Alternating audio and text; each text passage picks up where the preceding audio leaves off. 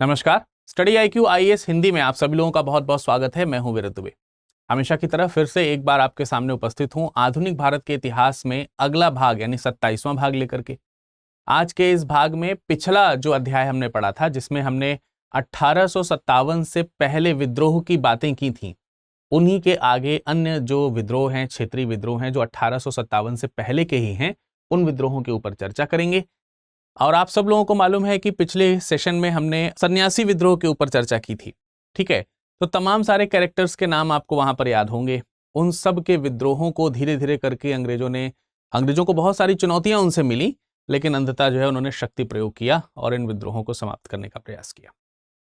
इन्हीं में से कुछ विद्रोहों के ऊपर आज हम चर्चा करेंगे। आइए देखते हैं कौन कौन से विद्रोह हैं। अगर हम उन विद्रोहों की बात करें, खैर हम बात करेंगे, लेकिन हम आपको बता दें कि वर्तमान समय में हम इकाई 3 में हैं। ठीक है, यानी कि ये यूनिट 3 है और यूनिट 3 में जो टॉपिक का हेडिंग है, टाइटल है, वो है कंपनी शासन के विरुद्ध बढ़ता द्वेष। जैसा कि हम लोगों ने इसके पहले के 2 यूनिट्स में देखें, तो पहले यूनिट में तो हमने केवल इतिहास के बारे में समझने का प्रयास किया। मूलतः अगर हम देखें आधुनिक भारत, ये शुरू हो रहा है इकाई 2 से, और उसमें हमने देखा कि कैसे यूरोपीय भारत आए, उनमें में से कैसे ब्रिटिशर्स को विजय मिली, फिर उन ब्रिटिशर्स ने कैसे अपने साम्राज्य को न सिर्फ भारतीय सीमाओं के अंदर बल्कि भारतीय सीमाओं के बाहर भी बढ़ाया। तो स्वाभाविक सी बात है कि औपनिवेशिक सुदृढ़ीकरण जो हमको यहां पर ब्रिटिशर्स का देखने को मिला है, उसके विरुद्ध तमाम सारे आंदोलन हुए। 1857 की क्रांति इनमें में से प्रमुख है, परंतु उससे पहले भी कई प्रमुख क्रांतियां और आंदोलन हुए।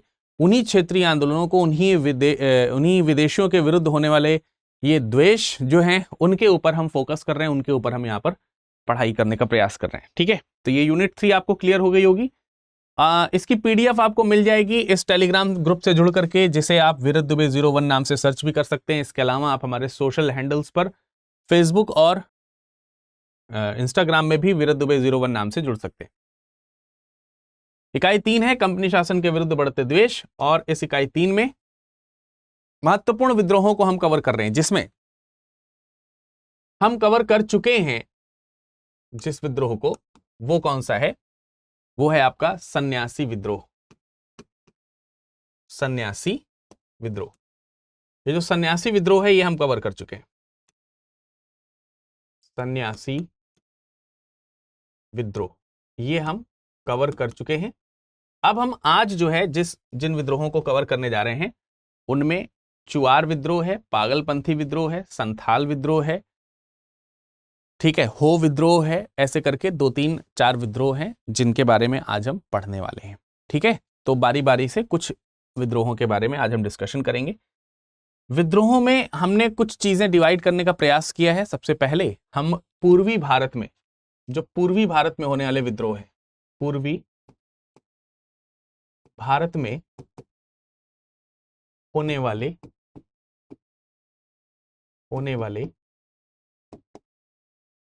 विद्रोह,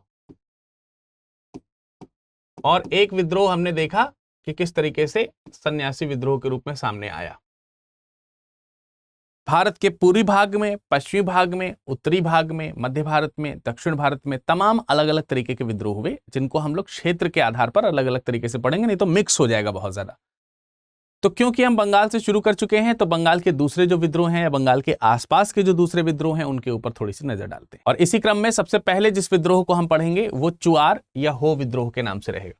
तो सबसे पहले आप हेडिंग डाल सकते हैं, चुआर या हो विद्रोह। कई सारे नाम हैं इसके, तो इसी में से चुआर नाम है और हो नाम है। ठीक है, तो इन विद्रोहों के नाम को आप थोड़ा सा यहां पर समझ सकते हैं। विद्रोह में सब में एक कॉमन बात है, और वो कॉमन बात ये है कि अंग्रेजों के बढ़ते औपनिवेशिक विचार और नीतियों को ना अपनाना या उसके खिलाफ आवाज उठाना, यही विद्रोह के प्रमुख कारण है।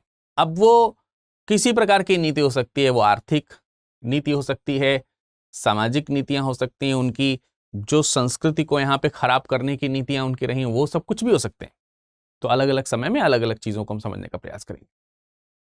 चुआर विद्रोह की बात करें तो चुआर लोग जो हैं, ये कौन है? ये बंगाल में मिदनापुर जगह है जिसे आप मेदिनीपुर के नाम से भी जानते हैं, वहां की आदिम जाति के लोग हैं। ये कहां से हैं? बंगाल के मिदनापुर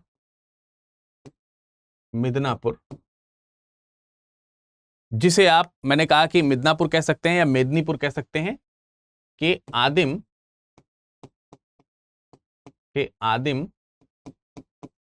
जाति के लोग, यानी प्राचीन सभ्यता के लोग हैं, जनजातीय लोग हैं एक तरीके से। इन्होंने विद्रोह किया है। अब इसमें कहानी यह है कि अंग्रेजों ने तकरीबन 1760 में मिदनापुर पर कब्जा कर लिया।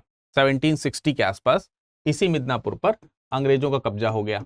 1760 में किसने कब्जा कर लिया? अंग्रेजों ने। अंग्रेजों का यहां पर क्या हो गया? कब्जा हो गया। देखिए, भारतीयों के ब्रिटिशर्स के विरुद्ध विद्रोह में और भारतीयों के ब्रिटिशर्स के यहां रहने में एक मूल अंतर यह है कि जब ये जाते हैं कहीं पर तो स्वाभाविक रूप से हम उनका विरोध नहीं करते हैं, क्योंकि हमें किसी भी व्यक्ति का विरोध करते हुए नहीं पाया जाता जब हम भारतीय या भारत के किसी भी प्रकार के जाति, जनजाति या क्षेत्र से बिलोंग करते हैं। तो विद्रोह तब होने लगता है जब आप कुछ ऐसी नीतियों का पालन करने लगते हैं हमारे क्षेत्र में, या फिर ऐसे दबाव क्रिएट करने लगते हैं जो हमारी संस्कृति को, हमारी सभ्यता को, हमारे कह सकते हैं कि आत्मसम्मान को, तमाम सारी चीजों को चोट पहुंचाना शुरू करता है। अब उसमें कुछ भारतीय इंक्लूड किए जाते हैं ब्रिटिशर्स के द्वारा, और कुछ पे कह सकते हैं कि अंग्रेजों ने जोर जबरदस्ती करके, सैन्य कार्यवाही करके अपना बलपूर्वक जो है अपने आप को स्टैब्लिश करने का प्रयास किया है। तो जब 1760 में मिदनापुर पर कब्जा कर लिया गया तो तकरीबन 3000 जमींदार और तालुकेदार वगैरह जो वहां के थे वो सब इनके कब्जे में आ गए एक तरीके से, या यूं भी कह सकते हैं कि वहां पे मतलब एक बड़ी संख्या में जमींदार और तालुकेदार थे जो अंततः जो है ब्रिटिशर्स के दबाव में आ गए। लेकिन उससे पहले की अगर स्थिति की बात करें तो ये जो तालुकेदार थे या फिर जो जमींदार थे ये सब अपनी रैयतों के साथ बड़े अच्छे संबंध रखते थे, बड़े सौहार्दपूर्ण उनके रिलेशंस थे। रैयत मतलब वहां के जो किसान हैं जिनसे वो कर वसूलते हैं, लैंडलॉर्ड होता है, और उस लैंड पर काम करने वाले, जमीन पर काम करने वाले किसान वर्ग के जो लोग होते हैं उनको रैयत बोला जाता है। तो उनके दोनों के आपस में अच्छे संबंध थे, लेकिन धीरे धीरे करके इन संबंधों में परिवर्तन आना शुरू हुआ और तकरीबन 1772 में, 72-73 में आपने देखा कि नई भू राजस्व व्यवस्था आ गई थी। तो नई जो लैंड रिफॉर्म्स आए, भू राजस्व की नई जो व्यवस्था आई, उस नई व्यवस्था ने इनके बीच के संबंध जो है वो बिगाड़ दिए, जमींदारों और रैयतों के बीच के संबंध। उसके पहले की स्थिति की अगर हम बात करें तो गवर्नर थे एक विंसिटार्ट। उन्होंने मिदनापुर के बारे में बताया कि जो जमींदार हैं और जो अंग्रेज हैं उनके बीच अगर हम पक्षपात की बात करें तो जब कभी भी ब्रिटिश अधिकारियों के जमींदारों के ऊपर जब अत्याचार होते थे या रैयतों के ऊपर जब अत्याचार होते थे तो जो ये जमींदार हैं, ये जो तालुकेदार हैं, ये अंग्रेज अधिकारियों का साथ ना देकर के रैयतों का साथ देते थे। तो इतने मधुर संबंध थे, इतने अच्छे संबंध थे। तो वहां की कुछ जगहें हैं जैसे ओहल भूम है, मान भूम है, ओहल भूम, मान भूम। ये भूम कहीं लिख सकते हैं या इसको भूमि भी लिखा जाता है, लेकिन वहां रीजनल लैंग्वेज में इसी तरीके से इसको भूम के रूप में जाना जाता है। रायपुर, पंचेत, ये सब तमाम जगहें हैं जहां के जो लोग थे, पश्चिमी और उत्तरी जो मिदनापुर है वहां के जमींदार जो हैं, पश्चिमी एवं उत्तर पश्चिमी मिदनापुर के जमींदार, ये सब जो हैं ये जमीन से बेदखल कर दिए गए।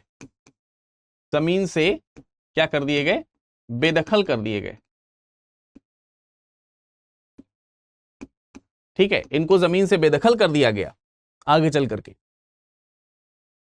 स्वाभाविक सी बात है कि जब ये सब जमीन से बेदखल कर दिए गए होंगे या करे जाने का प्रयास कर दिया गया होगा तो ये विद्रोह जो है वो सामने आया होगा। वास्तविक रूप में देखें तो 1768 से लेकर के 1772 के समय में प्रमुख रूप से विद्रोह हमको देखने को मिलता है 1768 से लेकर के 1772 तक प्रमुख विद्रोह जो है हमको यहां पर देखने को मिलता है, विद्रोह का प्रभाव। ठीक है, ये विद्रोह का प्रभाव जो है हमको प्रमुख रूप से 1768 से लेकर के 1772 तक देखने को मिलता है। और इस विद्रोह को भूमि विद्रोह की संज्ञा भी प्रदान की जाती है, क्योंकि ये जो जगह के जो लोग हैं इनकी भूमियों से इनको बेदखल कर दिया गया था, तो इसलिए हम इसको भूमि विद्रोह की भी संज्ञा दे सकते हैं। तो ये जो चुआर विद्रोह है इसी को आप भूमि विद्रोह भी कह सकते हैं, बंगाल का भूमि विद्रोह। तो यही भूमि विद्रोह है जिसे आप भूमि विद्रोह के नाम से भी जान सकते हैं, एक ही बात है। ये सब चीजें जब हो रही हैं या हुई हैं उसी समय प्राकृतिक अकाल भी पड़े हैं, लेकिन उन अकालों को वास्तविक रूप में अगर देखा जाए तो उनका जो विकराल रूप है उसके पीछे ब्रिटिश पॉलिसी का योगदान था। जिस समय अकाल है, जिस समय लगान में छूट दी जानी चाहिए या नहीं लिया जाना चाहिए, उस समय भारी भारी लगान लगाए जा रहे हैं रैयतों के ऊपर। तो इस तरीके से अपने जो भी जो लीडर्स हैं या जमींदार वगैरह हैं इनके ऊपर होने वाले अत्याचारों, इसके अलावा ये एक तो ये काम हुआ, दूसरा इसके अलावा जो अकाल पड़ा, और अकाल के समय भी जो लगान है, लगान, ऊंचे लगान, ये जो ऊंचे लगान लगाए गए अकाल के समय में भी, ऊंचे लगान यानी बड़े बड़े जो लगान लगाए गए, ऊंचे दर के जो लगान लगाए गए, वे सब कारण बने इस विद्रोह की उत्पत्ति का। और जब ये सब चीजें इस विद्रोह की उत्पत्ति का कारण बने तो स्वाभाविक सी बात है कि वहां के जो लोकल जनजाति या जाति के जो लोग थे, जिनमें से मुख्य तौर से चुआर जाति के जो लोग थे, उन्होंने हथियार उठा लिया। उन्होंने हथियार उठा लिया और उनका साथ जो है तमाम सारे क्षेत्र के लोगों ने यहां पर देना शुरू किया। तो मूलतः अगर देखें, इन समस्याओं से परेशान होकर, इन समस्याओं से परेशान होकर वहां के स्थानीय चुआर जाति के लोगों ने, चुआर जाति के लोगों ने सशस्त्र विद्रोह कर दिया, सशस्त्र विद्रोह किया। और ये जो सशस्त्र विद्रोह हुआ, इसमें तमाम सारे लोगों ने इनका साथ दिया। साथ देने वाले लोगों में कौन है? साथ दिया, किन लोगों ने साथ दिया? तमाम सारे स्थानीय जो दूसरे समुदाय के जो लोग थे, जिसमें दलभूम का नाम आप याद रखेंगे, कैलापाल का नाम याद रखेंगे, दलभूम, कैलापाल, ये सब नाम आप मतलब नोट करते चलिएगा। ये सब कुछ ऑप्शंस में हो सकता है, कभी आ सकते हैं। ढोलका है, बारह भूमि है, ढोलका या कहेंगे ढोलका भी लिखा रहता है, या बारह भूमि, बारह भूमि। यहां के जो सरदार वगैरह थे, यहां के सरदार जो थे, उन सरदारों ने इनका जो है क्या दिया? साथ दिया। यानी कि इस आंदोलन में प्रमुख रूप से उनकी भी भागीदारी रही। इनमें राजा जगन्नाथ का नाम, दुर्जन सिंह का नाम, दामोदर सिंह का नाम जो है आपको प्रमुख रूप से याद रखना है। जगन्नाथ, राजा जगन्नाथ, दुर्जन सिंह, ठीक है, ये नाम आपको याद रखना है। ये कुछ प्रमुख नाम हैं जिनके नाम आपको अच्छी तरीके से याद रखने चाहिए, जिन्होंने इस चुआर जाति के विद्रोह में प्रमुख भूमिका निभाई है।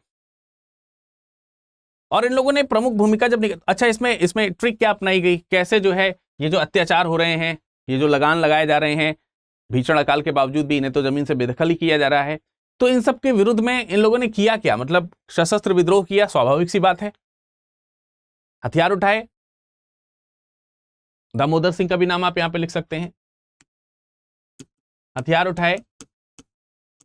और एक प्रमुख काम यह किया कि इन जगहों के लोगों ने जब देखा कि अंग्रेज हावी हो रहे हैं और हमको लगान देना ही पड़ रहा है, तो इन लोगों ने अपने समस्त क्षेत्र जो इलाके थे खुद ही उजाड़ दिए, बंजर कर दिया अपनी जगहों को ही खुद ही, और लगान देने से पूरी तरीके से मना कर दिया।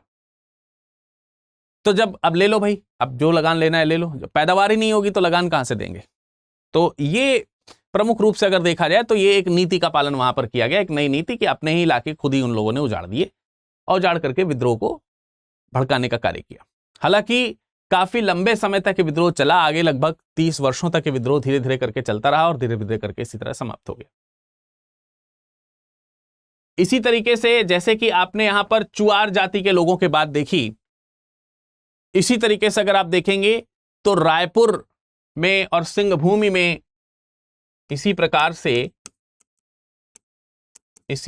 से रायपुर, सिंहभूमि नाम सुना होगा आप लोगों ने, बिल्कुल सुना होगा।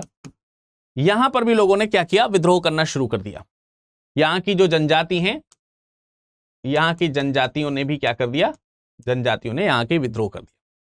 और यहां की जो जनजाति, इन्हीं को हम लोग हो जनजाति के नाम से जान रहे हैं। ये हो जनजाति जो है यहीं पर है, हो जनजाति का विद्रोह हुआ। तो आप इसी को हो विद्रोह कह सकते हैं या हो जनजाति का विद्रोह कह सकते हैं। यहां के जो जागीरदार थे उन्होंने भी विद्रोह किया। विद्रोह पहले जो है तकरीबन 1820 से लेकर के 1822 तक चला। 1820 से 1822 तक पहले विद्रोह चला। उसके बाद 1831 से लेकर के 1837 के बीच में ये दोबारा विद्रोह किया इन लोगों ने, और इन दोनों जगहों पर जो विद्रोह हुए बाद में ब्रिटिशर्स ने इनके विद्रोहों को यहां पर बुरी तरीके से दबा दिया। तो ये अगर हम देखें प्रारंभिक तौर पर तो ये चुआर विद्रोह है, ठीक है। ये कौन सा विद्रोह है, चुआर विद्रोह है, जिसे आप भूमि विद्रोह के नाम से भी जानते हैं।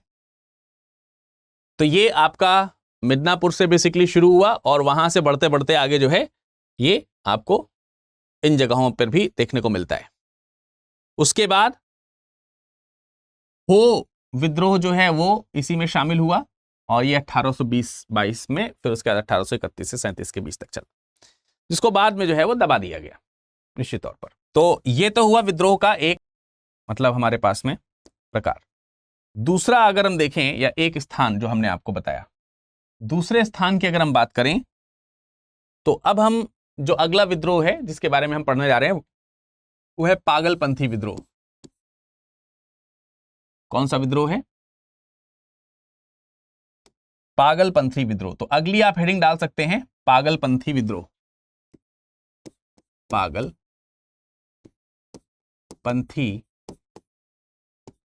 विद्रोह, बड़े महत्वपूर्ण विद्रोह हैं ये सब, ठीक है, और कभी आपके एग्जाम में पूछे जा सकते हैं व्याख्या के रूप में। कभी लिखने के लिए 1857 से पूर्व विद्रोहों के नाम आएंगे तो इन सब विद्रोहों का नाम आपको याद रखना है। लेकिन अब पागलपंथी विद्रोह की बात करें तो इसके टाइम को लेकर के अलग अलग मतलब कह सकते हैं कि विचार हैं। कुछ लोगों का कहना है कि ये विद्रोह 1813 से 1831 के बीच चला। 1813 से लेकर के 1831 तक आपको कभी देखने को मिलता है, और कोई भी स्टेटमेंट इसमें में से गलत नहीं है, सब ठीक है। कैसे ठीक है उनके बारे में भी चर्चा करेंगे। 1830 से 31 के बीच में कैसे माना जा सकता है इसे। 1825 से 1835, 1825 से 1835 के रूप में भी देखा जा सकता है इसको, या फिर इसे आप 1825 से लेकर के 1850-51 तक भी देख सकते हैं। तो ये अलग अलग समय हैं जो आपको पागलपंथी विद्रोह के लिए जो है वो याद रखना है। पागलपंथी विद्रोहों के लिए आपको याद रखना है। अब देखिए पागलपंथी विद्रोह है क्या। सुनने में थोड़ा सा अजीब सा नाम लग रहा है आपको निश्चित तौर पर ये जो पागलपंथी है ये एक जनजाति है, और बेसिकली ये सब जनजातीय विद्रोह हमको देखने को मिल रहे हैं। पागलपंथी जो है ये जो पूर्वोत्तर हिमालय जो है या पूर्वी हिमालय जो है वहां पर गारो जनजाति का एक अर्ध धार्मिक समुदाय के रूप में इसको देखा जा सकता है। इसमें हाजोंग समुदाय भी शामिल है। तो पूर्वी हिमालय का जो हिस्सा है, पूर्वी हिमालय में जो गारो की पहाड़ियां हैं, गारो, खासी, जयंतियां, ये पहाड़ी आपने देखी होगी। तो वहां पर आप देखेंगे एक तो गारो जाति इसमें है, गारो जनजाति, एक नाम आपको इसमें शामिल करना है, गारो जनजाति है, ठीक है। वहां का मतलब क्षेत्रीय कह सकते हैं कि जनजातीय नाम है ये। और एक नाम और है हाजोंग, हाजोंग। तो हाजोंग और गारो जनजाति जो है प्रमुख रूप से इस विद्रोह में शामिल है, जो आपको यहां पर ध्यान रखनी चाहिए, हाजोंग और गारो जनजाति। और हाजोंग और गारो जनजाति के जो लोग हैं, इनको अंग्रेजों के विरुद्ध इकट्ठा करने का काम जो है वो एक वहां के स्थानीय शासक हैं जिनका नाम है करम शाह, करम शाह। तो करम शाह जो हैं, इन्होंने इसका गठन किया है, करम शाह ने गठन किया है पागलपंथी जो समुदाय है उसका। किसका गठन किया? पागलपंथी संप्रदाय का, पागलपंथी संप्रदाय, इसका जो है उन्होंने गठन किया है। अब वास्तविक रूप में पागलपंथी संप्रदाय करता क्या है? ये एक प्रकार से धार्मिक समुदाय है, ये अर्ध धार्मिक समुदाय इसको कह सकते हैं, अर्ध धार्मिक समुदाय है, ठीक है। ये जो अर्ध धार्मिक समुदाय है, इसी का नाम है पागलपंथी समुदाय। बेसिकली अगर देखें तो ये अपने पंथ को सत्य की ओर, धर्म की ओर, समानता की ओर, बंधुत्व की ओर लेकर के जाना चाहते हैं, और इन्हीं सब बेसिक एथिक्स जो हैं उन पर ये अपना ध्यान केंद्रित करके समाज में सुधार की भूमिका लेकर के आते हैं। लेकिन ये जो विद्रोह है, पागलपंथी विद्रोह, तो पागलपंथी कौन है ये तो मैंने आपको यहां पर बताया, और कहां से बिलोंग करते हैं ये भी आपने देखा, किन्होंने इसको ऑर्गेनाइज किया ये भी मैंने आपको बताया। लेकिन जब विद्रोह की बात आती है तो विद्रोह में जिसका नाम हमें लिखना है वो करम शाह का बेटा है, जिसका नाम है टीपू मीर। इनका करम शाह जो है इनका बेटा है, इनका पुत्र है, जिसका नाम है टीपू मीर, या फिर इसे कहीं कहीं टीटू भी लिखा जाता है, टीटू, टीटू मीर या टीपू मीर। ये इनके नेतृत्व में जो है ये विद्रोह हुआ है, यानी ये विद्रोह के नेता है, एक तरीके से इनको माना जा सकता है। अब हुआ ये कि 1813 में तकरीबन तमाम सारे जो जमींदार हैं, उन जमींदारों के विरुद्ध काश्तकार जो थे उनके समर्थन में, इनको आप रैयत कह सकते हैं, रैयतों के समर्थन में यह विद्रोह किया गया था, क्योंकि वो जो जमींदार थे वो अंग्रेजों के प्रभाव में आ गए थे, कर वसूली करना उनका अधिकार होने शुरू हो गया था। तो ये जो धार्मिक पंथ था या अर्ध धार्मिक पंथ था, जो समाज सुधार लेकर के आना चाहता था, अपने वर्ग और जाति के लोगों का उत्थान करना चाहता था, उसने देखा कि उनके काश्तकारों के ऊपर बहुत सारे दबाव आ रहे हैं जमींदारों के, तो उन जमींदारों के खिलाफ इन्होंने विद्रोह कर दिया। और कई बार ऐसा भी कहा जाता है कि टीपू जो है वो महत्वाकांक्षी भी था, वो संप्रदाय का लीडर बनना चाहता था, राजा बनने की इच्छा रखता था, तो इसने इस धार्मिक संप्रदाय का एक कह सकते हैं कि प्रयोग भी किया। और क्योंकि उस समय मनमुटाव चल ही रहा था काश्तकारों का जमींदारों से, तो उसका फायदा उठा करके उन्होंने काश्तकारों का साथ दिया, और 1825 में शेरपुर पर इन्होंने अधिकार कर लिया। इन्होंने क्या कर लिया? 1825 में शेरपुर पर अधिकार, ठीक। ये शेरपुर पर इन्होंने क्या कर लिया? अधिकार कर लिया 1825 में। और अधिकार करने के बाद वहां पर एक निश्चित दर जो है वो तय कर दी, एक निश्चित सीमा तय कर दी कि इतना ही कर यहां के काश्तकार जमींदारों को देंगे, इससे अधिक कर अगर आपने लगाया तो इनकार है भाई, नहीं दिया जाएगा। और जब लगाया गया तो विद्रोह किया गया, और ये स्थिति बिगड़े ना, इसलिए टीपू ने प्रशासनिक व्यवस्था बनाए रखने के हिसाब से वहां पर एक जज की, यानी कि न्यायाधीश की, और एक जिलाधिकारी की नियुक्ति कर दी। तो एक तरीके से कह सकते हैं कि इनके नेतृत्व में जो शेरपुर जो जगह है और जहां पर इन लोगों का प्रभाव ज्यादा था, वहां पर जो है स्थिति को नियंत्रण करने के हिसाब से जो लगान है, लगान की दर निश्चित की। ठीक है, किसने निश्चित की? टीपू ने, पहली बात। और दूसरी बात, वहां पर स्थानीय प्रशासन को बनाने के लिए, स्थानीय जो प्रशासन है उस पर नियंत्रण के लिए, उस पर जो नियंत्रण है उस पर नियंत्रण बनाए रखने के लिए अगर देखा जाए तो उन्होंने क्या किया, एक तो न्यायाधीश और दूसरा जो है यहां पर एक जिलाधिकारी,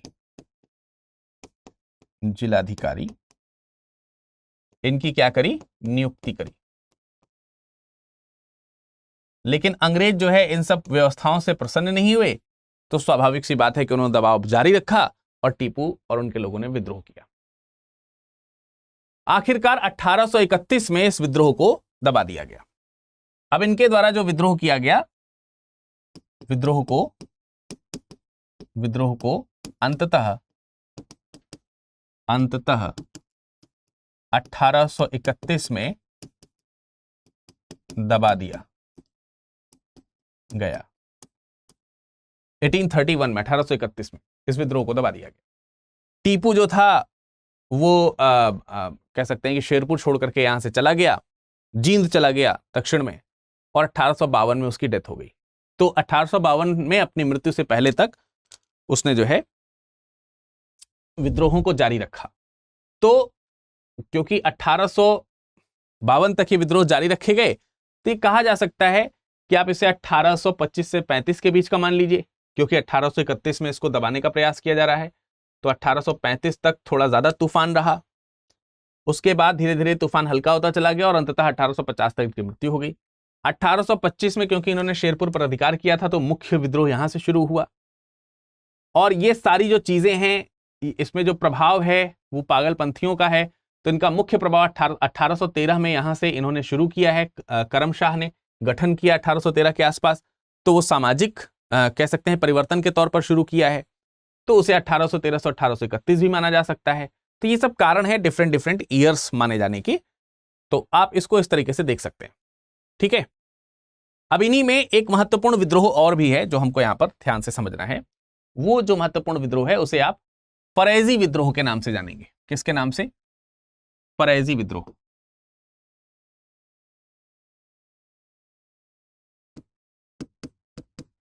फरेजी विद्रोह, अगली हेडिंग डाल दीजिए, फरेजी विद्रोह। फरेजी विद्रोह ये भी महत्वपूर्ण है। ठीक है, या कहीं कहीं फराइजी विद्रोह भी इसको लिखा जाता है। आप अपनी किताब में देखेंगे तो हो सकता है यहां पे फराइजी विद्रोह लिखा हो। फराइजी विद्रोह एक ही बात है, अलग नहीं है, बस बोलने या उच्चारण में अंतर की वजह से इसके अलग अलग थोड़े ये नाम हमको देखने को मिलते हैं। 1838 से 1857 के बीच में ये विद्रोह रहेगा। 1838 से लेकर के 1857 के आसपास हमको ये विद्रोह देखने को मिलेंगे। तो अब ये फराइजी कौन है, इनके बारे में अगर हम बात करें तो वर्तमान समय में जो बांग्लादेश है, जिसे उस समय हम बंगाल का पूर्वी हिस्सा कह सकते हैं या पूर्वी बंगाल जिसे हम कह सकते हैं, तो पूर्वी बंगाल का जो हिस्सा है वहां पर एक जगह है फरीदपुर। पूर्वी बंगाल में, पूर्वी बंगाल, वर्तमान का ये कौन है? वर्तमान का बांग्लादेश। बांग्लादेश ये जो है, इसमें एक जगह है फरीदपुर। कौन सी जगह है? फरीदपुर। तो ये जो फरीदपुर है, इसी फरीदपुर में एक हाजी साहब हैं जिनका नाम है शरीतुल्लाह, हाजी शरीतुल्लाह। ठीक है, फरीदपुर में हाजी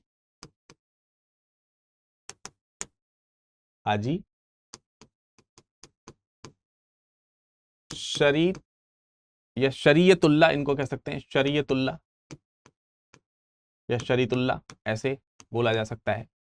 तो ये जो हाजी शरीतुल्लाह हैं, इनके जो फॉलोअर्स हैं, इनके जो अनुयायी हैं, इन्हीं अनुयायियों को ही फरोजी के नाम से जाना जाता है। इनके अनुयायी, हाजी शरीतुल्लाह के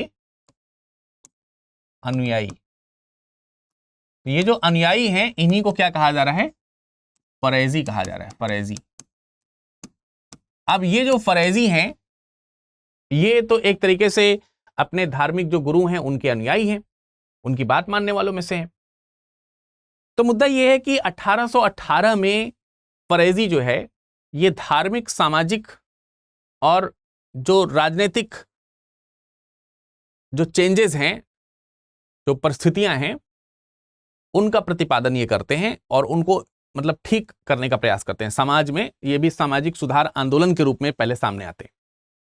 इनका मुख्य उद्देश्य अगर देखा जाए तो जो मुस्लिम समाज है उसमें तमाम सारी जो प्रचलित कुरीतियां हैं, उन कुरीतियों को दूर करना, जो इस्लाम में लिखी भी नहीं गई हैं परंतु व्यापित हैं। ऐसे हर धर्म में होता है कुछ ना कुछ, वैसे यहां पर भी। तो उनकी जो प्रचलित कुरीतियां हैं उनको दूर करना और इस्लाम को थोड़ा शुद्ध करना, इस तरीके का जो कार्य है वास्तविक रूप में देखा जाए तो शरीयतुल्लाह और उनके अनुयायियों के द्वारा शुरुआत में किया जाता था। लेकिन इन्हीं शरीयतुल्लाह के एक बेटे हैं जिनका नाम है मोहम्मद मोहसिन। इनके बेटे हैं, इनका नाम क्या है? मोहम्मद मोहसिन, मोहसिन या मोहसिन, किसी भी तरीके से आप लिख सकते हैं, मोहम्मद मोहसिन। ये जो मोहम्मद मोहसिन है, इनको दादू मियां के नाम से भी जाना जाता है। दादू मियां, दादू मियां के नाम से ये ज्यादा फेमस है। तो ये जो दादू मियां हैं, मुख्य तौर से इन्होंने इस विद्रोह को लीड किया है, ये जो फरेजी या फरेजी विद्रोह है।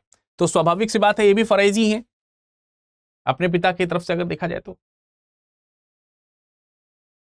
तो इन्होंने बंगाल में जो तमाम तरीके की जो सूबेदारी व्यवस्था थी, जमींदारों द्वारा जो अपने मुजारों के ऊपर, मुजार का मतलब होता है जो टेनेंट होते हैं, मुजारों के ऊपर जो अत्याचार किया जाना शुरू कर दिया गया था। जैसे मैंने पागलपंथी विद्रोह में भी आपको ये बताया कि जमींदारों के द्वारा जो काश्तकार है उनके ऊपर विद्रोह मतलब दबाव डाला जा रहा था, और ये दबाव इसलिए डाला था क्योंकि जमींदार जो थे वो ब्रिटिशर्स से मिल गए थे। वैसे यहां पर भी हो रहा था। तो जमींदारों ने जो अपने टेनेंट्स के ऊपर, मुजारों के ऊपर, काश्तकारों के ऊपर जो अत्याचार किया था, उस अत्याचार का विरोध जो है इन्हीं दादू मियां ने करना शुरू किया। और इन्हीं के नेतृत्व में जमींदारों के खिलाफ, जमींदारों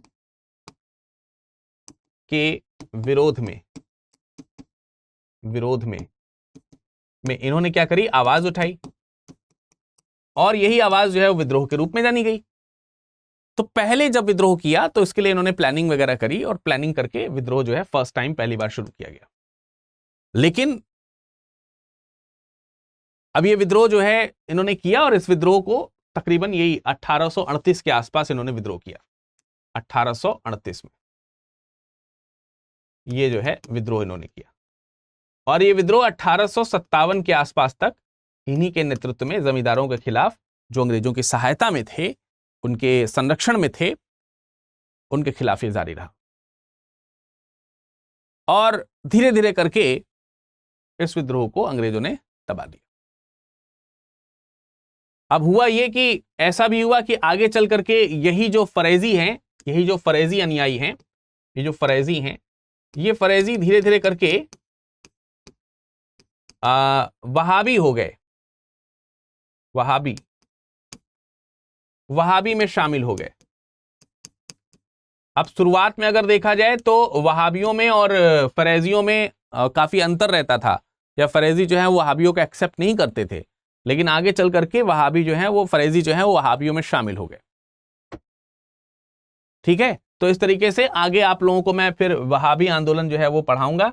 तो जब वहाबी आंदोलन पढ़ाएंगे तो वहां पर ये वहाबी कौन है ये क्लियर हो जाएगा आपको थोड़ा सा। ठीक है, फिलहाल आपको ये समझना है कि आगे चल करके वहाबियों में कन्वर्ट हो गए। तो ये आंदोलन यहीं तक ही रहा, 1857 तक। इसमें एक पॉइंट है जो महत्वपूर्ण है, जिसमें कुछ जो इतिहासकार हैं वो इन फरेबियों को रेड रिपब्लिकन्स के नाम से जानते हैं। कुछ जो कह सकते हैं कि विद्वान हैं, कुछ विद्वानों ने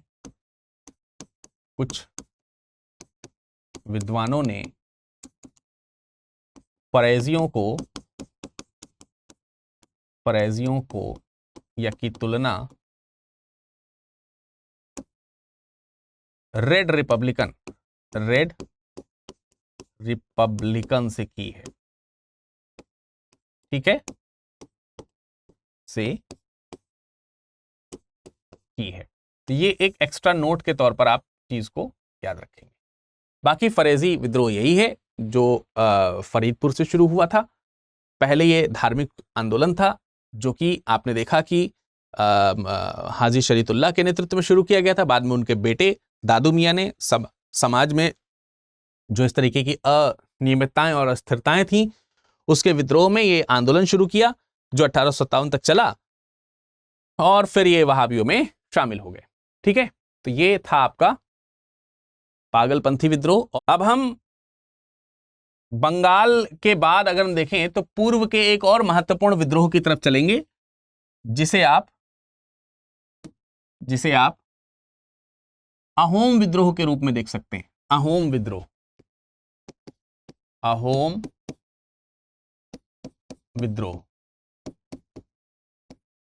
विद्रोह ये भी आपको थोड़ा सा याद रखना है। ठीक है, ये अहोम विद्रोह क्या है इनके ऊपर भी हम चर्चा कर लेते हैं। ये छोटे छोटे विद्रोह हैं जो आपको बहुत मतलब इंपॉर्टेंटली याद रखनी चाहिए। 1828 से लेकर के 1833 तक इनकी जो एक्टिविटीज हैं वो देखी जा सकती हैं अहोम विद्रोहियों की। अब अहोम है क्या? अहोम, आपने असम का नाम सुना होगा। वर्तमान में जो असम है वो अहोम नाम से ही है। और ये जो अहोम है ये असम के निवासी हुआ करते थे। वहां की एक अभिजात वर्ग था, एक एलिट क्लास था। ठीक है, तो अहोम कौन है? ये अहोम जो है वर्तमान जो असम है, ये असम जिसको बोलते हैं, असम के अभिजात वर्ग के लोग, अभिजात वर्ग के लोग थे। ये राजवंशी थे एक तरीके से। ठीक है, इनको एलिट क्लास में रखा जा सकता था लेकिन ये अपने प्रजा का काफी खासा ध्यान रखते थे। तो आप लोगों ने कुछ समय पहले वर्मा युद्ध के बारे में पढ़ा होगा, जो प्रथम वर्मा युद्ध हुआ। वर्मा युद्ध के बारे में सुना है? मैंने आंग्ल वर्मा युद्ध बताया था। आंग्ल वर्मा युद्ध जो 1824 से 1826 तक चला था ना। तो इस आंग्ल वर्मा युद्ध के दौरान अंग्रेजों ने असम से जो है वो सहायता मांगी थी वहां पर अपनी सैन्य छावनी बनाने के लिए। तो अहोम के जो प्रदेश हैं वो ब्रिटिशर्स के पास उस युद्ध के दौरान थे। लेकिन जब युद्ध खत्म हुआ तो अंग्रेज तो ठहरे लालची। उन्होंने सोचा कि यार अब इसको भी अपने राज्य में इंक्लूड किया जाए। इसी बात से अहोम नाराज हो गए। जबकि ब्रिटिशर्स ने अहोमियों से वादा किया था कि जब ये वाला कैंपेन समाप्त होगा, ये युद्ध समाप्त होगा, तो हम आपका प्रदेश छोड़कर चले जाएंगे, आपका प्रदेश आपको लौटा देंगे। तो जब इन लोगों ने नहीं लौटाया तो ये विद्रोह जो है वो शुरू हुआ। 1828 में अहोम लोगों ने गोमधर कुंवर को अपना राजा घोषित किया। किसको? गोमधर कुंवर।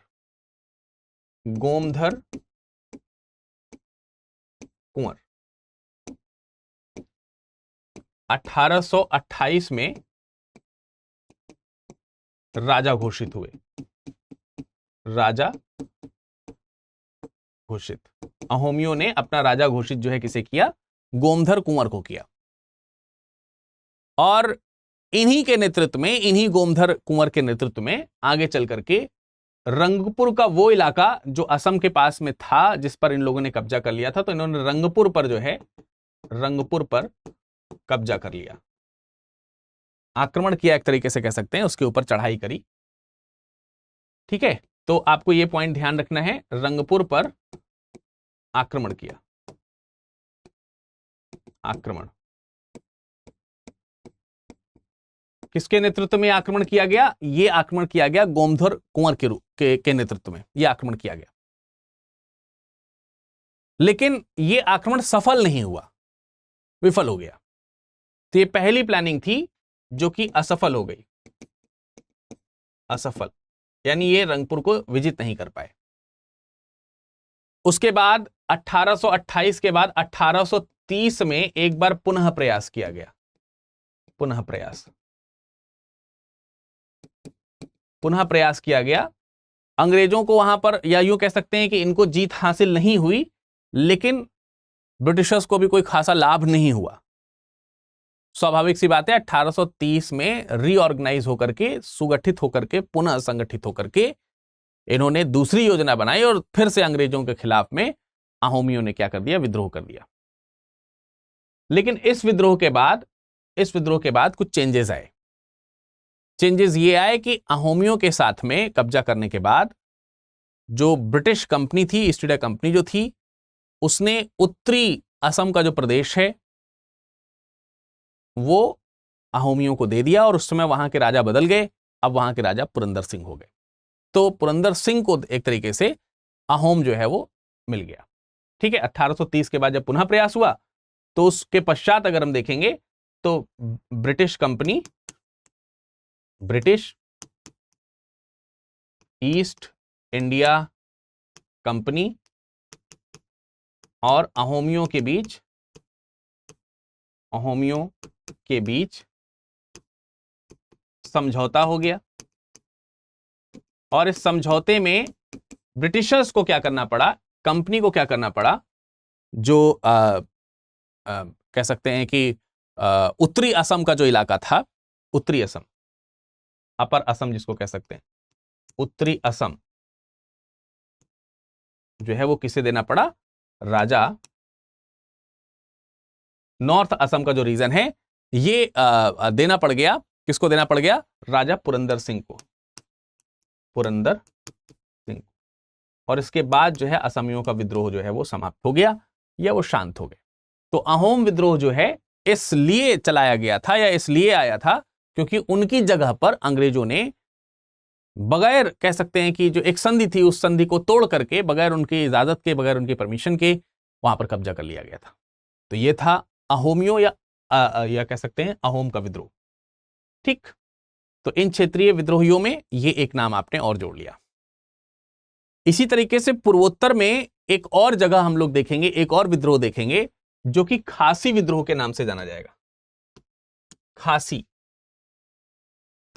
खासी विद्रोह।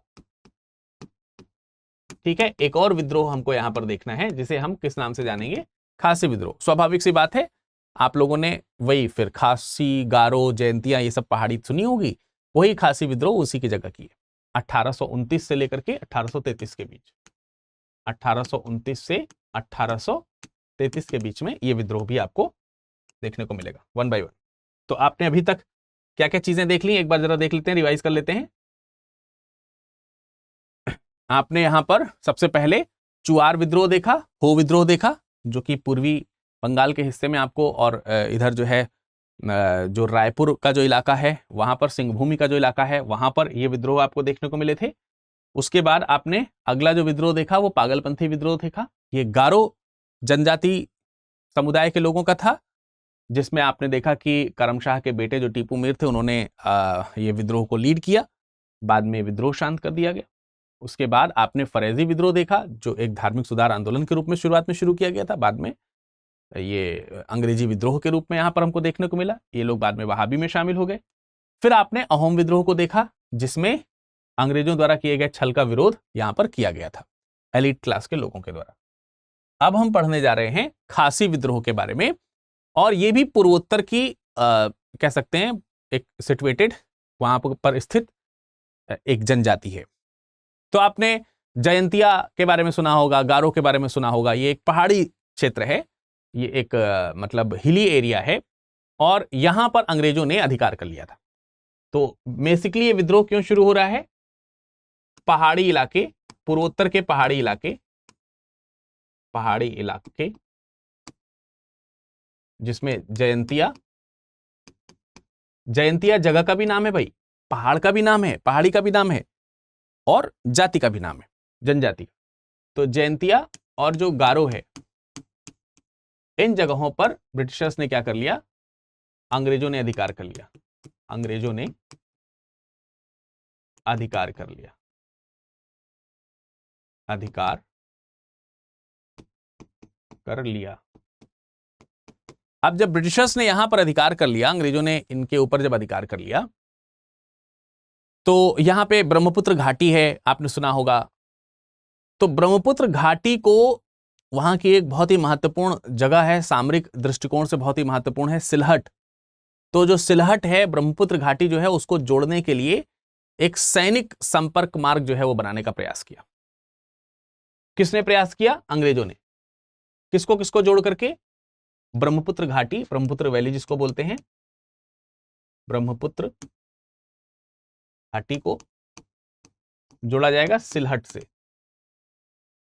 सिलहट। इसको इंटरलिंक करने का जो है वो काम किया ब्रिटिशर्स ने।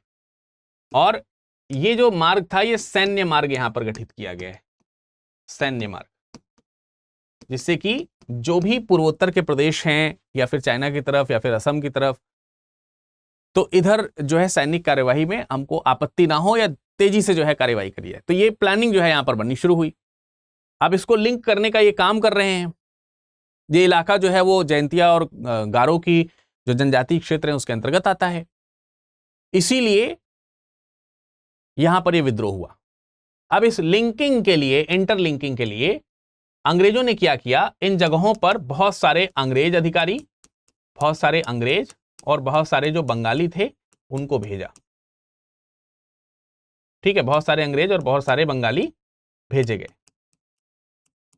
तो एक तरीके से जो यहां के स्थायी निवासी थे, उनको लगा कि उनके लिए तो सारे क्या हैं, विदेशी हैं। और जनजातियों में खास बात है, वो अपनी संस्कृति के ऊपर चोट बर्दाश्त नहीं करते।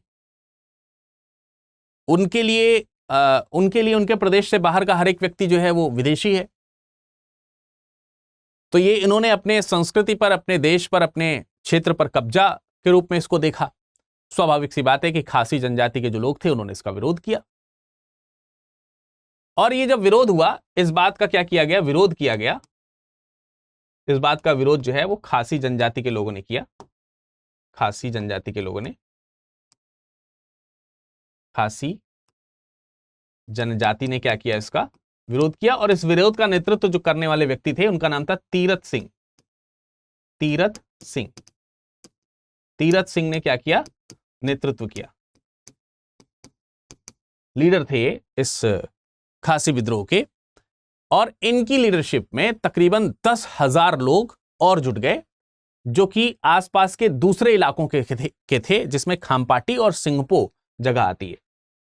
खामपाटी, खामपटी और सिंहपो, सिंहपो ये भी जनजाति जगह है। जैसे कि आपने देखा यहां पर खासी जगह है, जयंतिया जगह है, ये भी लोग इसमें शामिल हुए। तकरीबन यहां से 10,000 लोग शामिल हुए, 10,000 लोग शामिल।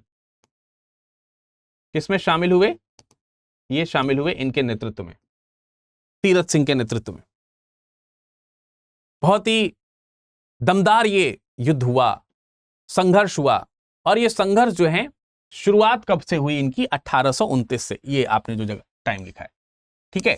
तो 1829 से लेकर के 1833 तक ये विद्रोह होते रहे। ये क्या हो गया? विद्रोह जो है वो होते रहे, विद्रोह होते रहे। अब ये जो विद्रोह थे, ये लगातार जारी थे अंग्रेजों के खिलाफ, अंग्रेजों की इस कार्रवाई के खिलाफ। लेकिन 1833 के आते आते तक खासी जाति के जो लोग थे, आगे चल करके इनकी सहायता कुछ और लोगों ने भी करी, जिसमें मुकुंद सिंह का नाम आता है, जिसमें बारामिकम सिंह का नाम आता है। लेकिन धीरे धीरे करके 1833 के अंत तक अगर हम देखें तो इन लोगों का विद्रोह धीरे धीरे करके शांत होता चला गया। और इन्होंने अंग्रेजों के साथ कुछ संधियां कर ली और संधियां करके आत्मसमर्पण कर लिया। 1833 आते आते तक कुछ शर्तों के साथ अंग्रेजों से क्या हो गया? अंग्रेजों से समझौता हो गया, अंग्रेजों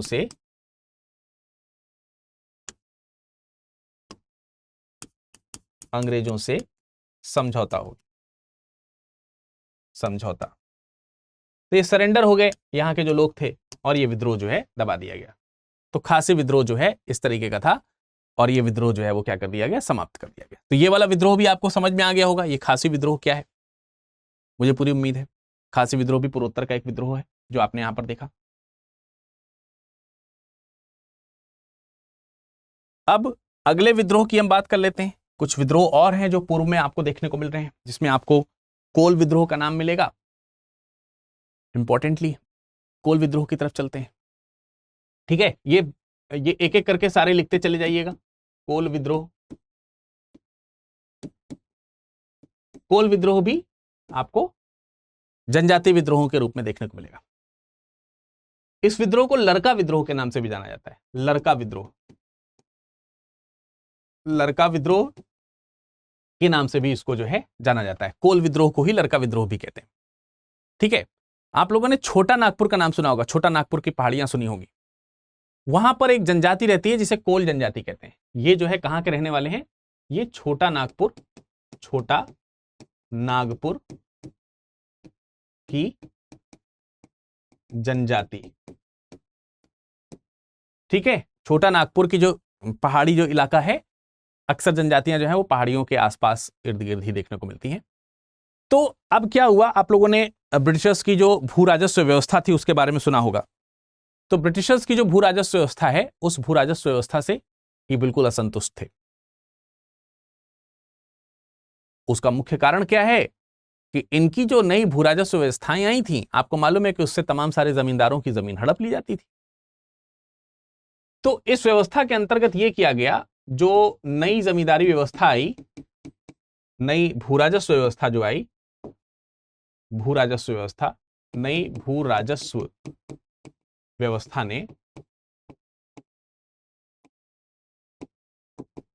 इनकी जमीन इनसे छीन ली गई और इनसे छीन करके इनकी जो जमीन थी वो मुस्लिम किसानों को और सिखों को दे दी गई, ठीक है। इनकी जमीन किसको दे दी गई, मुस्लिम किसानों और सिखों को,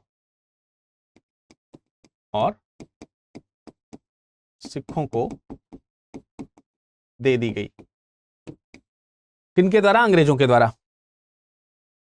अब इन्हें लगा कि ये तो हमारे जमीन पर जो है कब्जा हो गया, मतलब लगा क्या, कब्जा ही हो गया।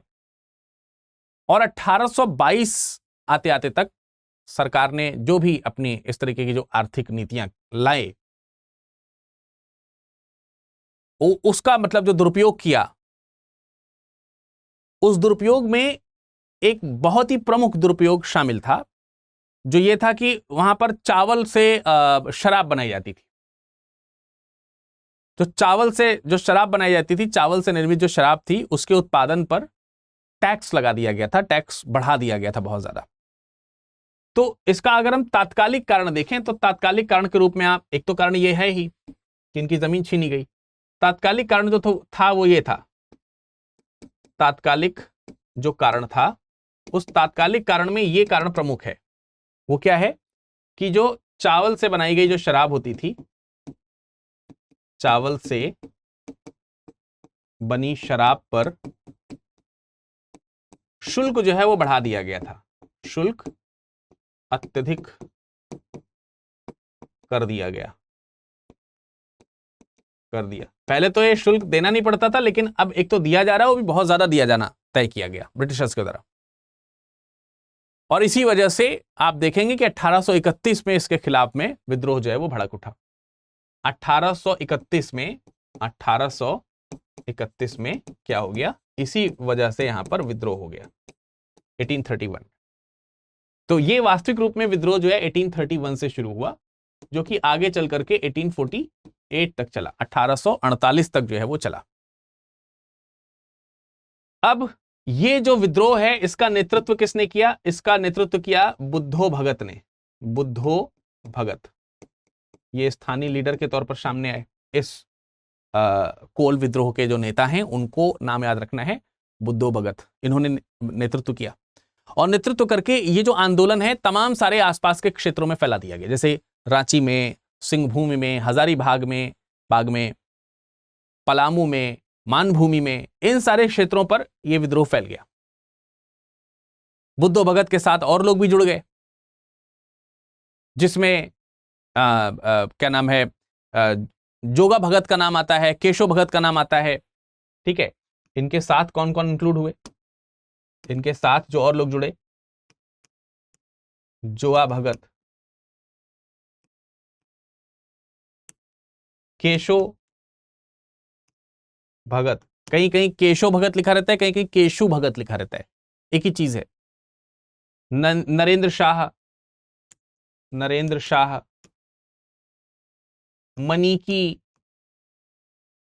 मनीकी नाम है, मनीकी। ठीक है, मदरा महतो, ये तमाम सारे नाम हैं जो इनके साथ में जुड़ गए। और मैंने आपको बताया कि तमाम सारे क्षेत्रों में जो है इसको प्रसार कर दिया गया, रांची से लेकर के मानभूमि तक इसको खूब फैलाया। यह था आपका कोल विद्रोह जो छोटा नागपुर की जनजातियों द्वारा शुरू किया गया था। और इतना ही नहीं, यह विद्रोह उस क्षेत्र को और ज्यादा पार कर गया और आगे जाकर के जो बैरकपुर जो कलकत्ता में है वहां पर, और दानापुर छावनी जो है वहां, उन सब लोगों ने भी विद्रोह कर दिया। और उस विद्रोह को दबाने के लिए विल्किंसन नाम का एक कमांडर था, विल्किंसन और डेंट। तो विल्किंसन और डेंट के नेतृत्व में वहां पर मतलब भेजी गई सेना। ये जब संपूर्ण विद्रोह हुआ तो इस संपूर्ण विद्रोह को कहां तक पहुंचा दिया गया, मैंने आपको बताया, ये आपका बैरकपुर तक चला गया। तो बैरकपुर का कमांडर था, बैरकपुर तक जब चला गया विद्रोह तो वहां के कमांडर हैं विल्किंसन। आप लोगों ने एक रेजर का नाम सुना होगा, रेजर ब्लेड जो होती है, विल्किंसन सॉर्ड। ठीक है, तो वहां से आप नाम यहां सकते हैं, विल्किंसन। और एक लीडर थे जिनका नाम था डेंट। इन दोनों लोगों ने सैन्य कार्यवाही करी और सैन्य कार्यवाही करके इस विद्रोह को दबाने का प्रयास किया।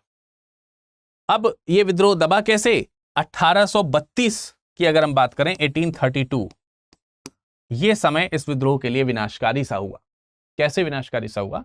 1832 में इनका जो प्रमुख लीडर थे बुद्धो भगत, ये बुद्धो भगत जो है और इनके साथ में हजारों विद्रोही जो थे ये मारे गए। बुद्धो भगत मारे गए। ठीक है, तो एक तरीके से हतोत्साहन यहां पर हुआ इन लीडर्स के जाने के बाद। हालांकि 1832 में जब बुद्धो भगत की डेथ हो गई तो इसके बाद इसको लीड किया गया आगे गंगा नारायण के द्वारा। इनके बाद जो है किसके द्वारा लीड किया गया? इनके बाद गंगा नारायण के द्वारा लीड किया गया। इनके बाद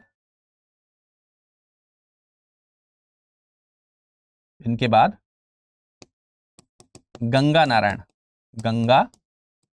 नारायण ने नेतृत्व किया। ठीक है, नेतृत्व किया। ऐसा नहीं कि विद्रोह रुका, लेकिन नेतृत्व किया गंगा नारायण ने। लेकिन आगे चल करके 1948 तक इन्हीं के नेतृत्व में और इनके अनुयायियों के नेतृत्व में ये चलता रहा। और बाद में इसको जो है 1948 में, आप ऐसे लिख सकते हो, अंततः 1848 में, 1848 में विद्रोह दबा दिया गया। विद्रोह दबा दिया गया। ये 1848 की घटना है। तो 1848 तक, 1831 से लेकर के 1848 तक ये आपको कोल विद्रोह या लड़का विद्रोह के रूप में इसको जाना जाता है, जो कि चलता रहा। ठीक है, अब हम आज के सबसे इंपॉर्टेंट विद्रोह के रूप में एक जो विद्रोह पढ़ने वाले हैं उसका नाम यहां पर लिख लेते हैं, और यह है संथाल विद्रोह। कौन सा? संथाल विद्रोह। सबसे प्रमुख विद्रोह के रूप में आज हम इसको पढ़ेंगे। यह संथाल विद्रोह हो सकता है इनके बारे में आप लोग सुने भी होंगे, जाने भी होंगे। 1855 से 1856, आप टाइम इसका लिख सकते हैं, 1855 से 56। बहुत ही फेमस विद्रोह रहा, या जितने भी आपने जनजाति या आदिवासी विद्रोह देखे होंगे उनमें सबसे शक्तिशाली विद्रोह जो था, सबसे महत्वपूर्ण विद्रोह जो था, वो जिसको माना जाएगा वो संथाल विद्रोह ही है। अब इसी को हम लोग हुल विद्रोह के नाम से भी जानते हैं। संथाल विद्रोह कह लीजिए या हुल विद्रोह, या इसे आप हुल विद्रोह के रूप में जानिए, एक ही बात है। तो हुल विद्रोह है या संथाल विद्रोह है, एक ही बात है। ठीक है, याद रखेंगे, हाँ या नहीं? अगर हम प्रमुख रूप से देखें तो जो बिहार के आसपास में जो भागलपुर का जो इलाका है, वहां भागलपुर से लेकर के वहां पर राजमहल की पहाड़ियां हैं, वहां पर एक जिला भी है राजमहल, तो वहां तक इस विद्रोह को फैलाया गया था। तो भागलपुर से लेकर के जो राजमहल जिला जो है, वहां तक ये विद्रोह फैला। ये केंद्रीय कह सकते हैं, ये केंद्र था, एपिसेंटर था इस विद्रोह का, संथाल विद्रोह का। और ये जो प्लेस है, इसी प्लेस को हम लोग दामन कोल के नाम से भी जानते हैं। खैर, ये विद्रोह जो था, ये विद्रोह भी अंग्रेजी भू राजस्व व्यवस्था का विद्रोह कर रहा था। अंग्रेजी भू राजस्व व्यवस्था, भू राजस्व व्यवस्था, ये भी जो है अंग्रेजी भू राजस्व जो व्यवस्था थी उसका विरोध करने के लिए सामने आया था। अंग्रेजी भू राजस्व प्रणाली का विरोध था। अब हुआ ये कि वहां के जो जमींदार वगैरह थे, अंग्रेजों ने उन्हें भी बेदखल कर दिया, जैसे पिछले विद्रोह में हमने देखा। तो जमींदारों को जमीन से बेदखल करना, जमींदारों को जमीन से बेदखल करना,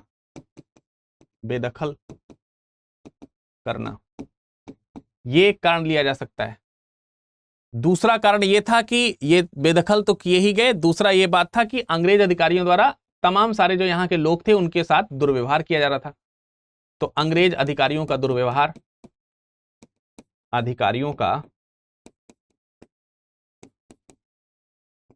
जो दुर्व्यवहार था, ये दुर्व्यवहार भी इसके प्रति एक कारण था। इसके अलावा पुलिस बल का प्रयोग यहां पर होना शुरू हो चुका था। पुलिस बल, इस पुलिस बल का भी विरोध करना शुरू किया था इन विद्रोहियों ने धीरे धीरे करके। और प्रमुख बात यह थी कि यहां से जबरन कर वसूली की जानी शुरू की गई। तो ये तमाम सारे कारण थे जिसकी वजह से ये जो संथाल विद्रोह है, ये विद्रोह शुरू किया गया। अब यहां पर इनके विद्रोही लीडर्स जो हैं, उनका नाम बहुत ज्यादा इंपॉर्टेंट है। नेतृत्वकर्ता जो है यहां पर, उनका नाम बहुत इंपॉर्टेंट है। इनमें एक नाम आपको सिद्धू याद रखना है और एक नाम आपको याद रखना है कान्हू। सिद्धू कान्हू विद्रोह के नाम से भी इसी वजह से इसको जाना जाता है। इसे हम सिद्धू कान्हू विद्रोह के रूप में भी जानते हैं। एक ही बात है, क्योंकि इसके प्रमुख लीडर थे। जून 1855 में सिद्धू ने तकरीबन 6000 से अधिक आदिवासी जो है वो संगठित किए। भवानीडीह जो है एक जगह है, भवानीडीह या भवनीडीह, ऐसे कोई नाम है। भवानीडीह में 6000 विद्रोही जो है वो इकट्ठे हुए।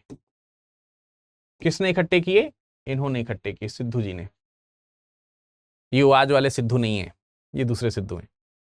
ठीक है, तो ये प्रमुख लीडर देवता के रूप में पूजे जाते हैं आजकल के समय में उनके, अगर देखा जाए तो। विदेशी शासन के विरुद्ध उन्होंने आवाज उठाई। तमाम सारे जो कह सकते हैं कि शोषित वर्ग जो थे, जमींदार हों या फिर दूसरे जो भी हों, वो सब लोग इसमें जो शोषण के शिकार हुए थे वो सब इसमें शामिल हुए। मूल रूप से तो इसमें जो जनजातीय समुदाय के लोग हैं वही शामिल हुए। और इन लोगों ने तमाम सारे जो जमींदारों के मकान थे, बड़े बड़े महल थे, इन लोगों के पुलिस स्टेशंस थे, डाक गाड़ियां, रेलगाड़ियां, जहाज, पानी के जहाज, मतलब उनको सबको नष्ट करना, इन्होंने विद्रोह इतना भयंकर तरीके से किया कि पूरी तरीके से बर्बाद करना शुरू कर दिया। अंग्रेजों को एकदम हाय तौबा मच गई, जहां देखो वहां आग के अंगारे जल रहे हैं, क्योंकि ये स्थिति बहुत ज्यादा अनियंत्रित हो गई ब्रिटिशर्स के हाथों से।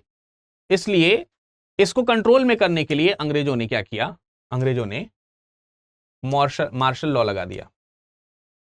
अंग्रेजों ने क्या किया, मार्शल लॉ। आप इसे धारा 144 कह लीजिए, आज की कर्फ्यू कह लीजिए, कर्फ्यू। मार्शल लॉ का मतलब कर्फ्यू, कर्फ्यू लगा दिया एक तरीके से।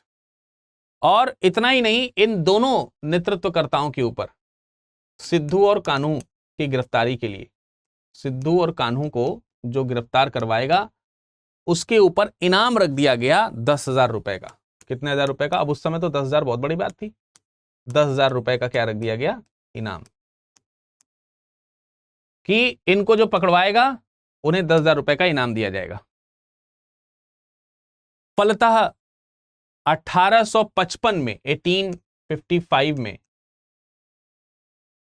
सिद्धू पकड़ लिए गए और 1856 में, तकरीबन फरवरी के आसपास, 1856 की फरवरी में कान्हू पकड़ लिए गए और इन दोनों के ऊपर विद्रोह का दोष लगाते हुए इनकी हत्या कर दी गई, निर्मम हत्या कर दी गई, गोली मार दी गई थी इन लोगों को, इनकी हत्या कर दी अंग्रेजों ने। 1856 में, उसके बाद, इन सब घटनाओं के बाद अगर देखेंगे तो 1856 में भागलपुर में एक कमिश्नर अपॉइंट किए गए, भागलपुर में एक कमिश्नर अपॉइंट किए गए जिनका नाम था मिस्टर ब्राउन, मिस्टर ब्राउन, ठीक है। तो मिस्टर ब्राउन जो है वहां पर पहुंचे और उन्होंने अपने एक सहयोगी थे, उनके माध्यम से, लॉयड नाम था शायद, जनरल लॉयड, उनके माध्यम से इन महोदय ने, जनरल ब्राउन ने एकदम भयंकर तरीके से भागलपुर में अत्याचार करना शुरू कर दिया। क्रूरतापूर्वक तरीके से मार काट करते हुए इस विद्रोह को बलपूर्वक जो है वो दबा दिया गया। और उसके बाद जब विद्रोह समाप्त हुआ तो जो भागलपुर का जो इलाका है उसको तोड़ करके संथाल परगना जो है वहां पर बनाया गया, संथाल परगना। और यह संथाल परगना जो है एक नए जिले के रूप में गठित किया गया। तो यह था संथाल विद्रोह जो आपने इससे पहले देखा।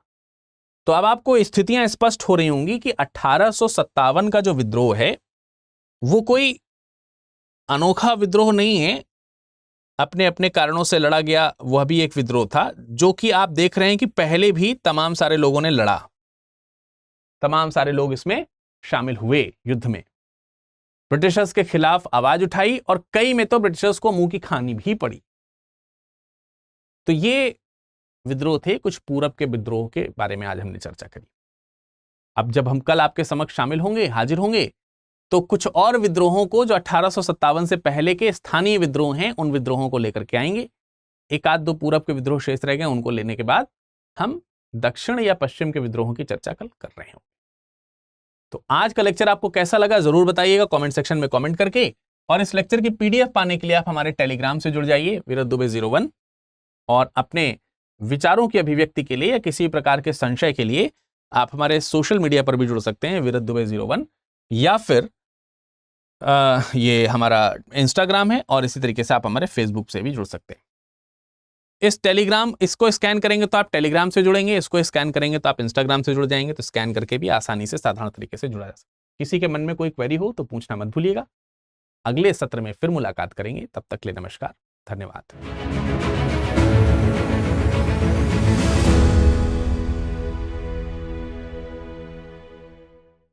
हिंदी में यूपीएससी की तैयारी से संबंधित प्रोग्राम्स को देखने के लिए सब्सक्राइब करें स्टडी IQ IAS हिंदी।